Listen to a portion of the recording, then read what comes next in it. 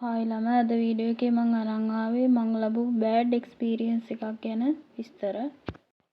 ඇත්තටම මම මේ ඕඩර් එක බාර ගන්නකොට මම ඒ කෙනාට අදාළ විස්තර හැම දෙයක්ම ලිස්ට් එකක් විදිහටත් වෙන වෙනම කරුණු විදිහටත් එයාට බොහොම පැහැදිලිව කියලා තියෙනවා.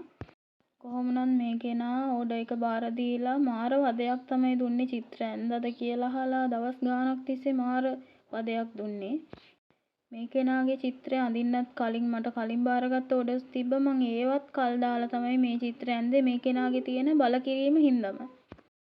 මේ වීඩියෝ එකේ තියෙන සීන් කරලා නැති මැසේජස් සීන් කරලා නැතුව ඇත්ත ඒ කෙනා ඔන්ලයින් නැති හින්දා කියලා මං හිතාගෙන හිටියට ඇත්තට මේ කෙනා මාව බ්ලොක් කරලා දාලා තිබ්බ මේ වෙනකොටත්.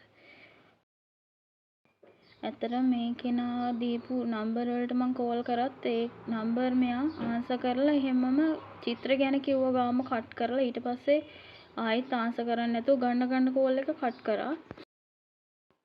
ඇත්තටම මට මාරම අසාධාරණයක් තමයි සිද්ධ වුනේ.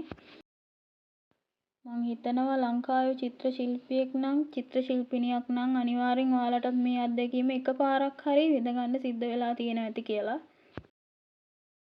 ඇත්තටම මං චිත්‍ර අඳින්න ලොකු මුදල් ගන්න කෙනෙක් නෙමෙයි. පොඩි ගණන් වලට තමයි මං චිත්‍ර අඳින්නේ. ඉතින් මේ වගේ අසාධාරණයක් වුණාම ඇත්තටම මට ආර්ථික වශයෙන් ඒක දරා ගන්න අමාරුයි. ඇත්තටම මම මේ වීඩියෝ එක කරන්න ඕනි කියලා හිතුවේ තවදුරටත් මේ වගේ පුද්ගලයෙක්ගෙන් තවත් ආටිස්ට් කෙනෙක්ට හරි නැත්නම් තවත් ස්මෝල් බිස්නස් එකක් කරන කෙනෙක්ට හරි පාඩුවක් වෙන්න ඕනේ නැති නිසායි.